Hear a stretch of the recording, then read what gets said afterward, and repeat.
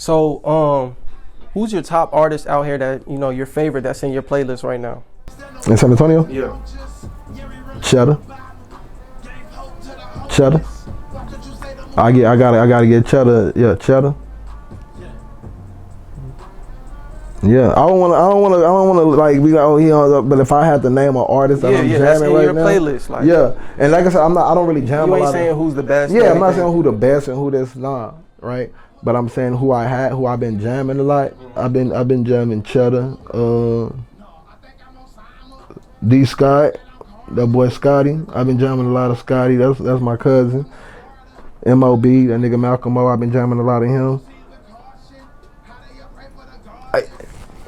I don't want to, what I'm saying, to be honest, what I'm saying, that's if I'm really listening to hip hop and listening to rap. Other than that, I'm listening to like Sade. I got it on Sade or something like that, or, I'm listening to some R&B.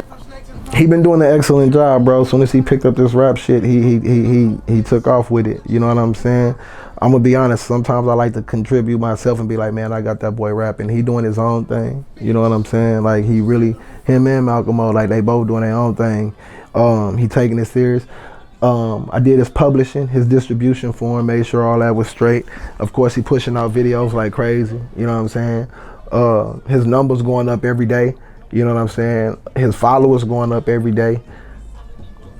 I think I think that's really where it come from too. Like that's what's keeping him motivated, because he's seeing the growth as well. Like he's seeing from when he said I want to rap to right now. So as far as the business, yeah, he'll call me all the time for some advice, or call me and be like, hey, why is this like this, or what I need to do for this.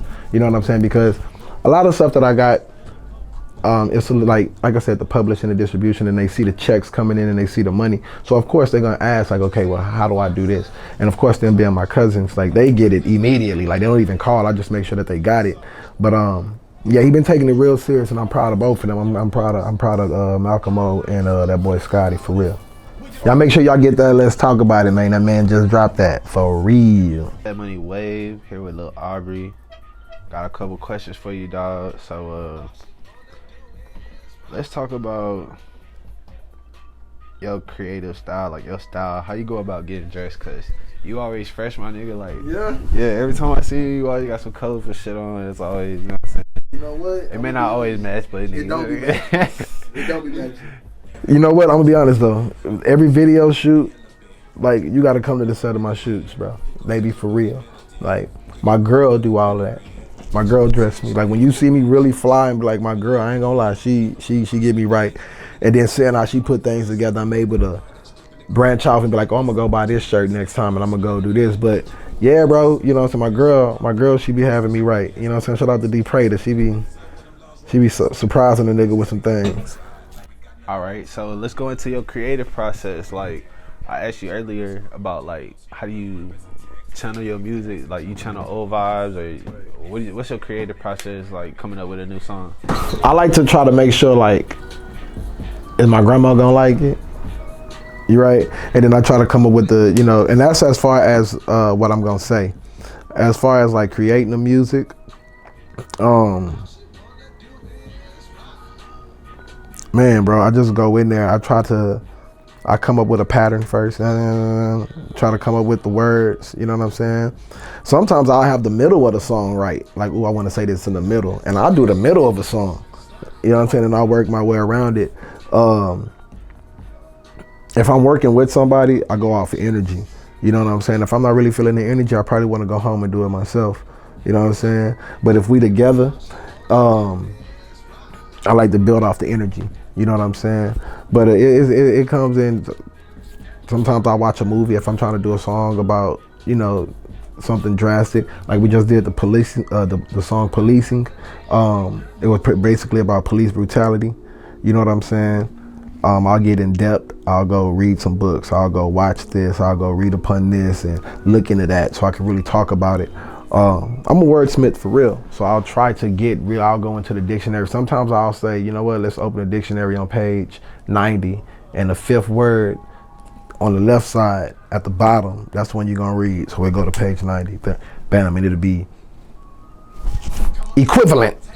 That's the word I'm about to use, equivalent. Like, you get what I'm saying? And you don't know that, but it's me testing myself. Like, okay, let me make sure I'm sharp. So many different ways.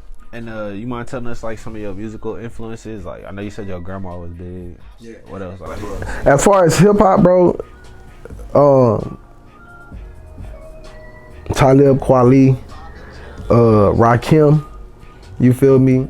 Lil Flip, my favorite. Chameleon, you know what I'm saying? Trick Daddy. You know, and a lot of these people are my favorites because for different reasons. You know what I'm saying? DMX, they influenced me. Really, Lil Flip, I'm not gonna lie, he influenced me a lot. Cause I seen the beginning. You know, I was actually to see an artist grow. Like, dang, I remember when he was skinny and he was actually, that's why I'm Lil Aubrey. He had my hair braided like him, dressed like him. You know what I'm saying? So, as far as like rappers, you know what I'm saying? It probably was Lil Flip, bro. You feel me? Straight up. Other than that, it'll be my great grandmother and my cousin Marcel.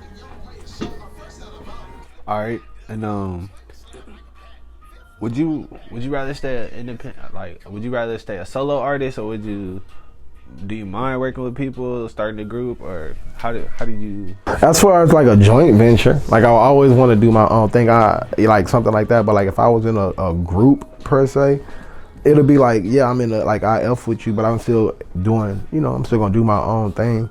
You know what I'm saying? I love working with people. Do you think it's better to remain a solo artist versus working with a group? You think it's easier? It depends on the situation.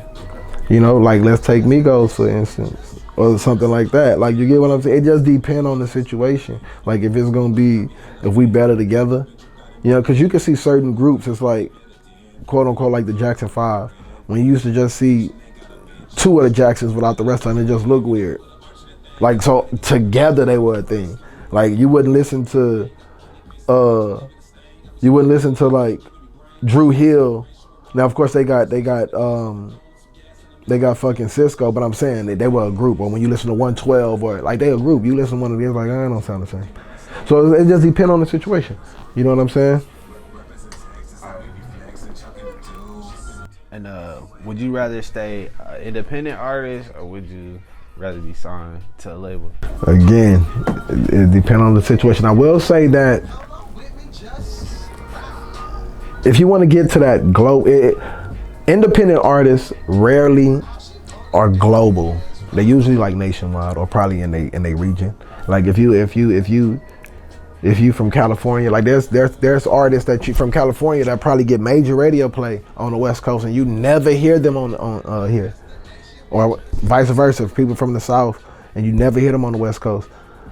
I do believe that without that backing, you're not gonna just be touring in Africa.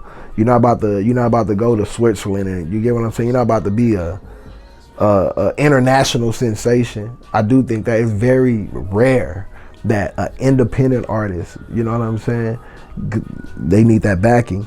But it just depends, like right now, yeah, I'm an independent artist and I'm doing okay. Like compared to like I'm doing okay. If a situation came and it's like, yo, and it's right, yeah, I would say a lot of people that say I'm not gonna get signed, I'll turn down the deal if it ain't a million. They probably never had a deal come to. They just talking. Like, oh yeah, really you say no for, like, what do you have that you just gonna say no for? Like they probably never really had somebody come to them and offer them a deal. They just talking on some shit they read on the internet of what they homeboys talking about, or what they, and they homeboys never had a situation. So it just depends on like what's right for me at that time. But yes, it would be something that I would look into. I wouldn't be like, hell no, I'm staying independent. Hell no, we about to really look into this. Now, being independent and taking care of a lot of your own planning and a lot of your own management, you gave us some of your marketing tactics as far as like giving people tangible items to have.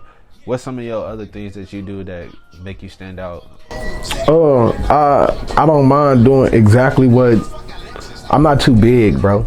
Like exactly what you would want your manager to do, I'm gonna do that for myself. Or exactly what you would expect your homeboys to do with the CDs. I'm not too big to be fly and go out there and try to hand this female my CD or a flyer, or tell her, hey, check me out on this or whatever. You know what I'm saying? I do notice that a lot of people, like, they too big. Like, they too big, bro. You feel me? It's just like, nigga, I ain't fit to go over there and talk to the people. I'm not about to reach out to this DJ. I'm not about to bro, I'll show you. If I just showed you my email, what I do, like I'm sending emails to everybody, get back at, you know what I'm saying? I'm doing this, I'm doing like, it's different things that I noticed that a lot of artists don't do because they too big, or they'll say, oh, I need a manager to do that. And it's like, well, until you get a manager to do it, you just gonna, what if you don't get a manager for another 2 years? So you just gonna lag for 2 years because you don't got a manager, or, you know, such and such don't want to, you don't know nobody to go, your homeboy don't want to do your CD cover. You can go to somebody else. Like, you get what I'm saying? So it's that type of thing. All right, what cities do you like to travel to? What cities do you think are good music cities to be in? Chicago. When I was in Chicago, it was some good networking going on there. Even when I was in Kansas, and this is the crazy part, I was in Topeka, Kansas. This is like the whitest place ever. This the truth. This is the whitest place ever, but it was some good networking going on there as well. I was in, what part of Colorado? Dang, can't even think about it. I was in Colorado Springs. That's where I was at, Colorado Springs. They actually got a 98.5 out there too. And they F with, like, when I went out there, you know, shout out to my dude Dubs, the general, he booked me, brought me out there, had everything set up for me, had a meet and greet, it was good networking going on out there as well. And then Dallas. I just got back from Dallas. You know what I'm saying? They about their business in Dallas as well. Those would be my personal favorites that I've been to where it was like, dang. You know what I'm saying? Yeah, those would be my top for right now. And I've been to a couple spots, but my favorite as far as networking, Denver, they let me into the radio station, go in there just right off the top. I'm just down, I'm in Colorado Springs. I was like, let's just go to Denver. They let me right in. This the main 105.7 or something like that. They let me right in, come on. You know what I'm saying? So those would be like the top networking for me. But I think it's just because I'm from out of town. Because like I said, if I was in town, if I was there, I'd probably be saying they don't support me or something.